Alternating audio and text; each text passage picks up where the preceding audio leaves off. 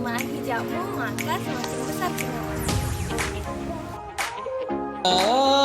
أيها النبي قل لأزواجك وبناتك ونساء المؤمنين يدنين عليهن من جلابيبهن ذلك أدنى أن يعرفن فلا يؤذين وكان الله غفورا رحيما.